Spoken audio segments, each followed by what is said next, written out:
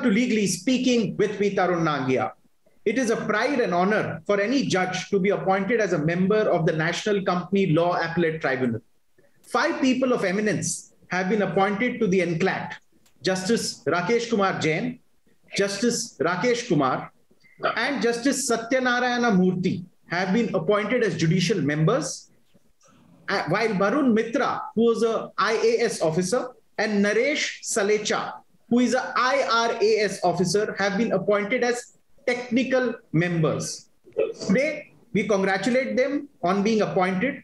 And also in this episode, we have people of eminence who will put forward some suggestions on the NCLAT, for which joining us are Ruby Singh Ahuja, she is senior partner with Karanjawala and Company; Justice M.M. Kumar, first president, National Company Law Tribunal; Mahesh Agarwal, managing partner, Agarwal Law Associates; Mohit Saraf, managing partner, Saraf and Partners.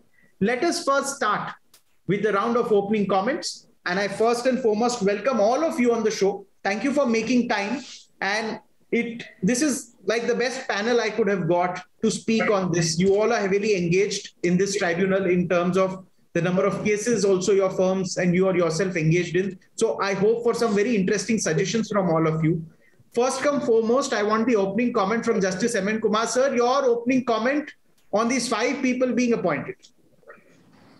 Tarun, the appointments are a welcome step because the pendency in NCLT, in NCLAT is increasing, and shortage of member was a question time and again raised. I remember coming on your show once and I have raised the issue. I'm happy that eventually the strength of National Company Appellate Tribunal is almost complete. I wish that NCLT strength is also come to the full, but in July, large number of members would be retiring if some of them are not given extension or all of them are not given extension. There would be, there is a likelihood of crisis in the month of July if appointments are not made quickly in the National Company Law Tribunal. So it is a very welcome step. I think the corporate sector would be very happy that all cases which are stuck at the appellate stage would now be quickly disposed of. Point taken. I'll go now to Mahesh Agarwal, managing partner, Agarwal Law Associates, for his opening comment. See, this insolvency and bankruptcy code was a welcome step by the government to resolve old insolvencies, bankruptcies, recoveries by the banks. But the act can only be as good as it is implemented. Last few months, I would say that there have been murmurs that is it that IBC has failed or is it likely to fail, that we are reaching a level that many banks have started avoiding initiating IBC and finding other solutions. Now with this welcome step, and I must congratulate all the 5 members who have joined the NCLAT, that with this expansion of the tribunal, I hope that the act is implemented in the right earnest it was meant to be, and we see faster resolutions. So towards faster resolution, it is Ruby Singh Ahuja, senior partner, Karanjawala and Company. You also spend a lot of time of your practice there. Your opening comment. Tarun, as other panelists said, we are all very happy and it's a welcome step. And we do congratulate all the new members who have joined in today. Actually, see, this NCLAT is the most powerful tribunal according to me today. I personally feel, and with no disrespect, it's more powerful than high courts today. And why do I say so? Because it has 3 jurisdictions with it. You have appeals from insolvency, company law, and CCI. Now, having such a powerful tribunal and not it working at its full strength does not make sense. So as Justice Kumar said, I'm sure corporates are happy. I think we lawyers are also very happy because it was becoming something frustrating of not having a hearing. So I think it was good for the government also to do this, and banks can certainly look forward to some speedy disposal under the IBC. Otherwise, the courts couldn't function properly. Judges had to get up at 2 o'clock, sit in another bench. It's very difficult for the honorable judge also to function in a scenario like this. So as everybody said, I think it's very welcome. I think little late, but that's all right. Thank you for that opening comment. I go to Mr. Mohit Saraf, Managing Partner of Saraf and Partners, for his opening comment, and also congratulate him for hiring like nobody's business in post-pandemic period. You are good news to a lot of lawyers, I must say, mostly the young ones. But any which ways, towards the opening comment. I think this is a very, very welcome step, because as what Ruby just said, that large part of matters which emanate from corporates emanates either from IBDI or insolvency and bankruptcy law, or company law, operational mismanagement, or from competition law. And therefore, to have a full strength at NCLAT is very, very important. As what Mahesh just said, that under the IBC law, there is a time-bound resolution process. Now, and the time it's taken to resolve some of the insolvency has been over 3 years. And therefore, this is very important that the NCLAT functions with full efficiency. And the good part is there are 3 good judicial members, 2 very, very renowned, I would say, very, very talented technical members. I think with these people in addition, I hope and I see that corporate issues get sorted out quickly. And that will be a very, very welcome step. Okay, so towards corporate issues being resolved quickly, my question to Mr. Mahesh Agarwal on this. See, NCLAT currently is dealing with IBC appeals, company law appeals, and competition law appeals. With new members joining and the number of benches now increasing, should there be a roster-wise division among benches, with majority benches dealing with exclusively with IBC? Well, I think it is very, very, very critical that we have some kind of a roster system, that benches are allocated to do IBC. Like Ruby said, there are 3 separate acts which are being monitored by the NCLAT. IBC, company law. Company law would mean merger acquisitions, operation mismanagement, many complex issues are there. And of course, competition commission. Now, each of these streams are equally important, and each of them require expeditious disposal. For example, competition commission, you get a clearance which is rejected. You want a clearance, you have penalties. Those issues have to be decided fast. So if you have a roster system that a particular set of judges are dealing with IBC, then IBC will be fast-tracked and others will not be neglected. Otherwise, what is happening today is that just to close IBC cases, other acts are not even looked at. So company law cases and your CCI cases are not just heard. So if you have separate tribunals, it will do justice to each and every act. For example, you can have a majority of say 4 benches hearing IBC, 1 bench for CCI, and 1 bench for company law, because the matters are not too many in those fields. So if you have 2 benches dedicated for them and rest for IBC, I think that will be a very, very welcome step. Okay. So dedicated benches is what Mr. Mahesh Agarwal is requesting or suggesting for. Mr. Mohit Saraf, I wanted to ask you that, to your mind, does it make sense to have these specialized benches at the National Company Law Appellate Tribunal? Absolutely. I think if you look at lawyers across, you look judges, you look at High Court, you look at Supreme Court, I would say you actually get certain benches specialized and you get them more cases. And what it does is that it improves efficiency. Because if they are going to handle IBC matters for 6 months, by automatically they'll be efficient. But if they're handling all the 3 streams together, they will be inefficient. So it will improve the quality of judgment. It will improve quality of responsiveness. And this is a very good thing, because judges have very little time to train themselves. And this is the volume of work makes them even much more knowledgeable, and they understand intricacies. They can bring cross references and cross learning from different cases. Because let's use a resolution plan.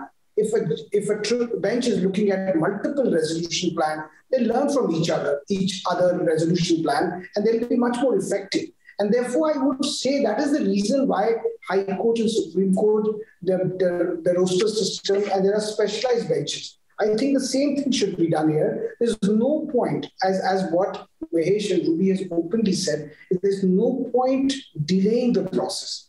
And the whole idea is time is the essence for these resolution plans, for these disputes, whether it's a competition commission issue, and therefore get them more specialized. And the system should help them to be more efficient.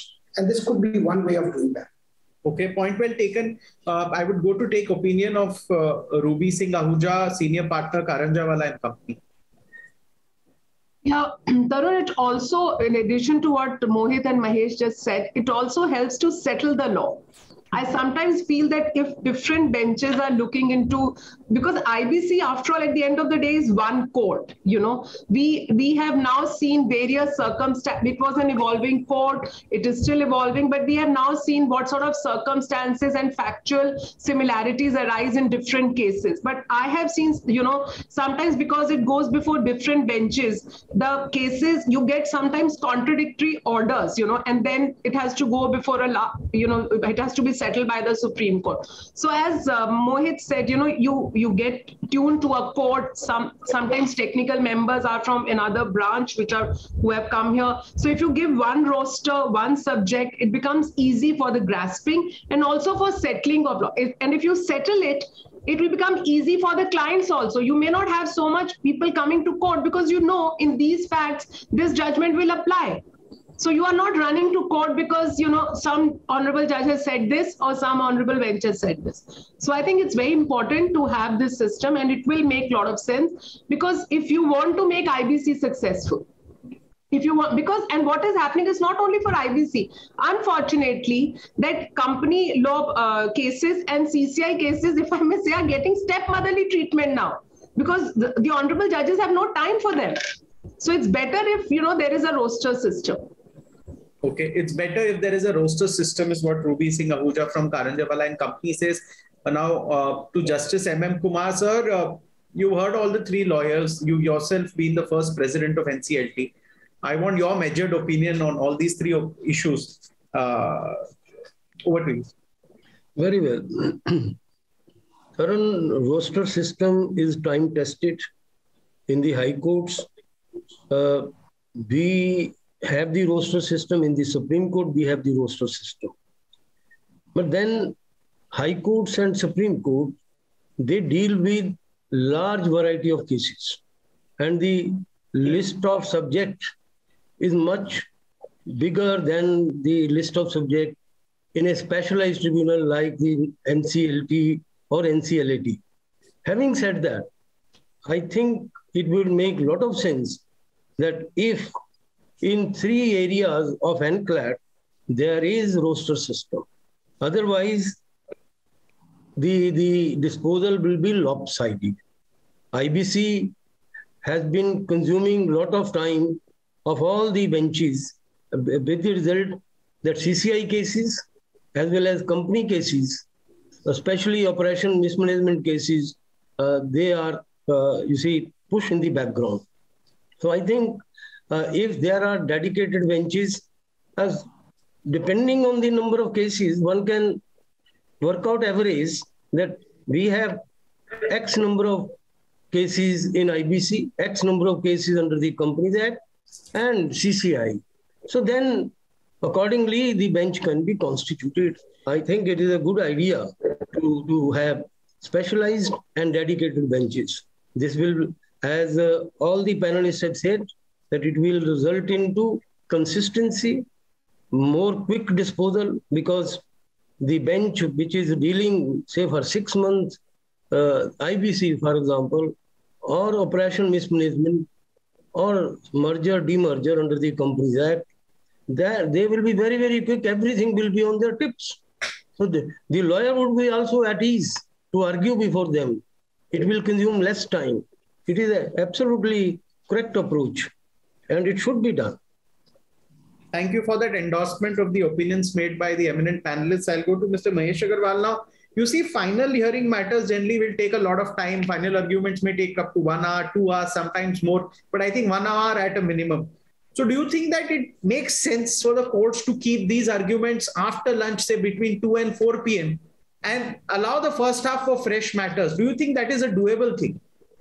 Well, I think that makes a lot of sense. In fact, a lot of benches, even in the Supreme Court, are now following that practice, that admission matters or the fresh matters or matters which require some interim orders, typically matters which need about, say, 15 minutes to half an hour, are taken prior to lunch.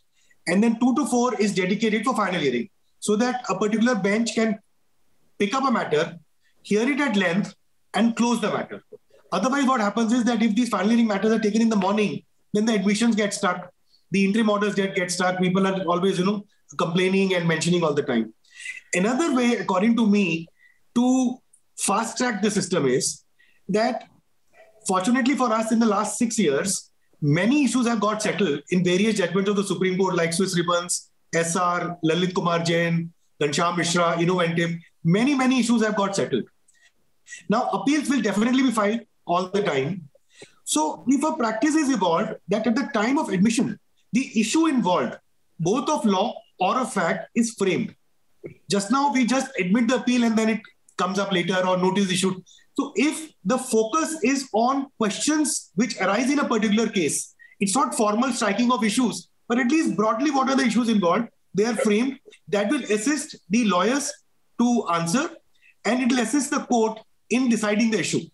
That can go a long way of closing the matters, because when you actually start to decide the question of law involved, you will find that many issues are already settled.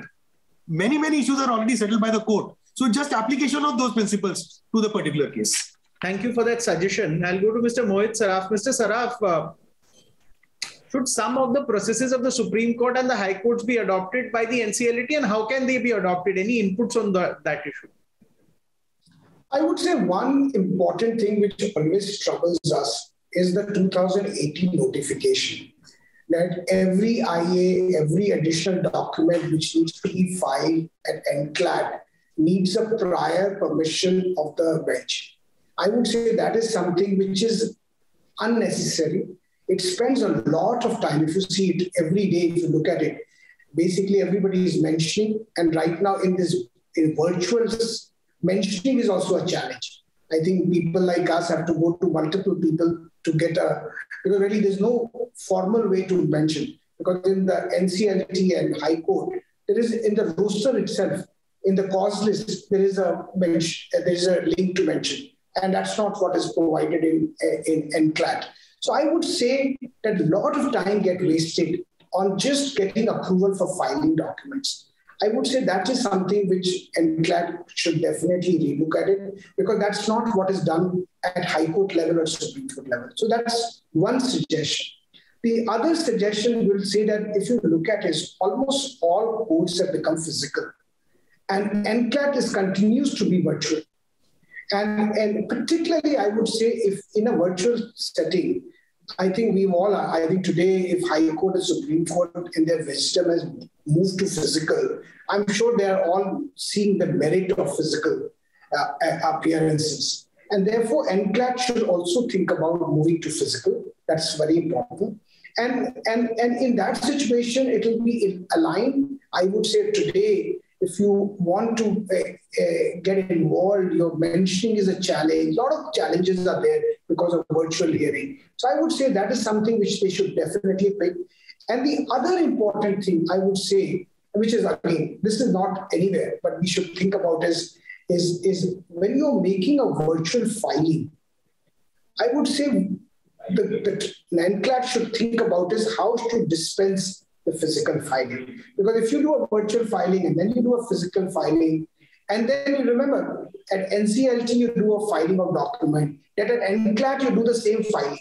So I would say there is a process. The same document, there can be an integrated system where all those documents can come, only the application needs to be filed. So I would say some of these things will go a long way to create a much better environment. A lot of these things are being done at the High Court and the Supreme Court level.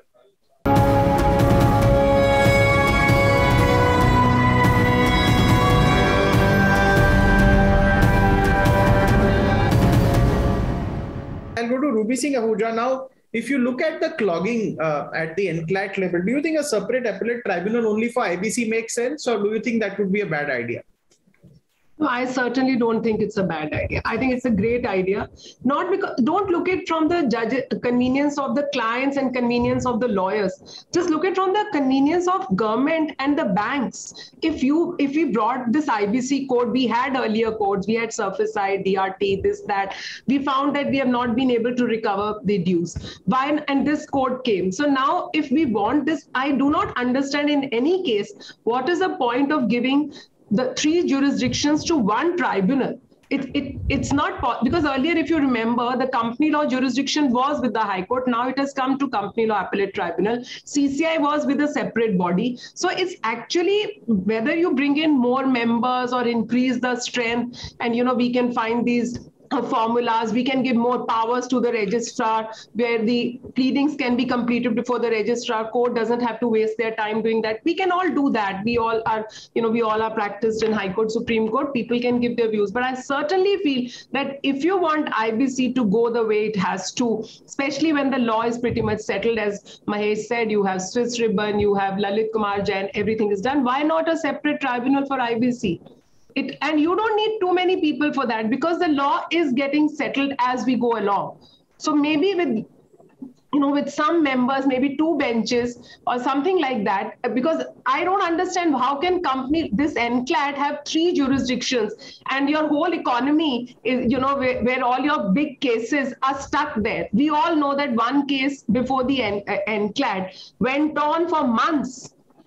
For months it went on, and no other case. I have experienced that my case never used to reach till 12:30, and by the time it used to reach, you have another bench. So I think we need to look into this issue, because it will certainly make things easier. And one last thing, I think in every court in this country, one way to look into this backlog is we lawyers have to be put to some timeline. We have to, our written submissions of 5 pages, 3 pages doesn't make a difference, because it goes on and on and on. I think we need to go through Western system and say that your clock stops now. Point well taken. I'll go to Justice M.M. Kumar for his comments, and also one small comment from you, that is any special type of training or exposure necessary? New members come from High Courts, technical members come from IS and IRS. And do you think any of those training module needs to be adopted according to you? Thank you, Tarun. I think 2-3 things which have been aired by the different panelists. It may be a good idea to have the motion matter, the hearing matter after lunch and before lunch admission matter.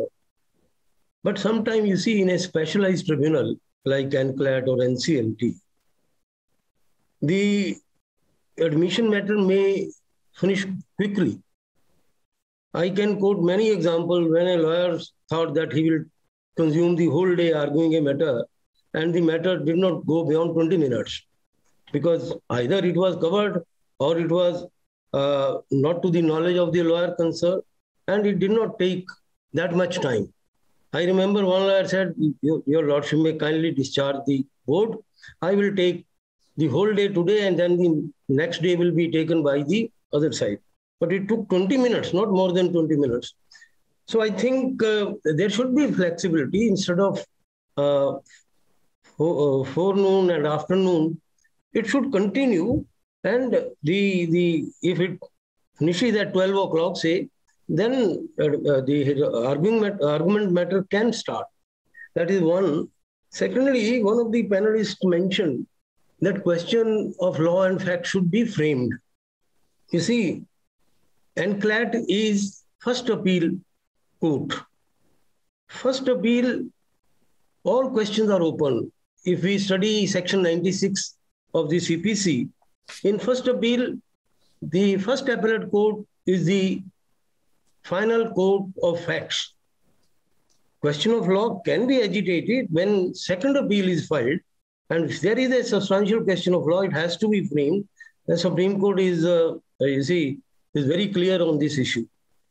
But at the first appeal, it may not be necessary, to my mind, to have question of law or question of fact framed. It is okay that you have large number of judgment now settling the law on IBC, and even on the company matters. And as far as your question with regard to imparting some training, I think it is a very good idea to have the members, instead of imparting them education, formally by a professor or by somebody, I prefer the idea of having a colloquium. Colloquium means that all the judges get together and the president or the chairperson, honorable chairperson, would give one subject to one honorable member who is well versed with that subject. I mean, under the Companies Act, there are mainly 3 litigation areas: amalgamation, merger, etc., section 230 to 240.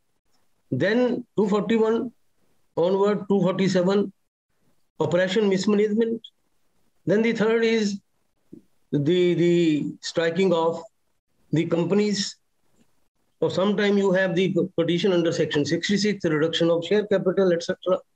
So these are broad areas which are under the litigation. Now, if you go to a professor, he will start teaching you from the definition clause and on, because they don't have any practical idea. Because during my time, the ministry thought that professor in the National Law School, Delhi, they are better equipped. So they roped in few professor, but with great effort, I have to remodel the whole thing. So the colloquium can be, and best of the lawyer can be requested to come and address the colloquium member in areas where they have expert knowledge. There is nothing wrong in inviting the honorable member of the bar, because we have very rich bar on the corporate sector. And as far as the issue of creating separate tribunal for IBC, I think these tribunal needs to be strengthened, NCLT, NCLAT, with the subject which are with the tribunal. And look at the High Court, they deal with every subject.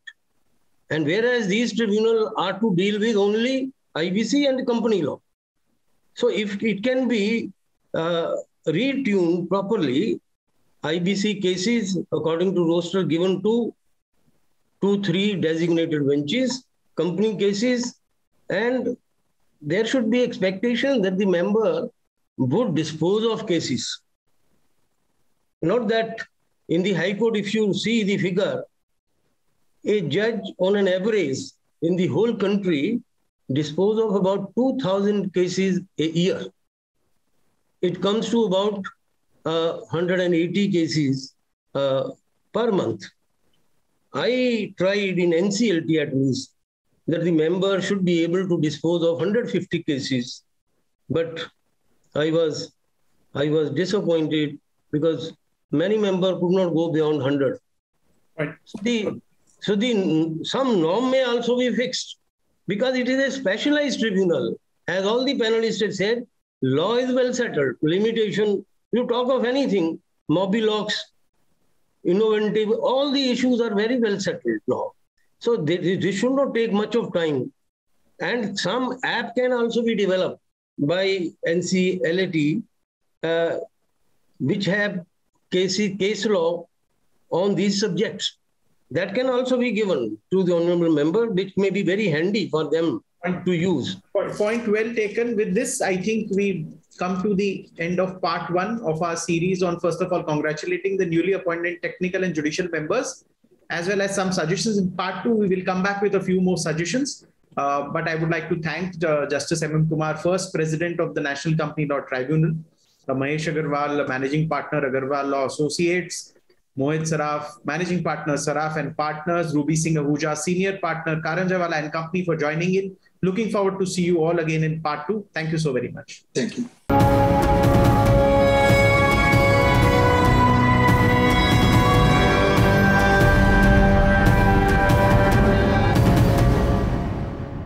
For more such videos, subscribe to the NewsX YouTube channel, hit the bell icon.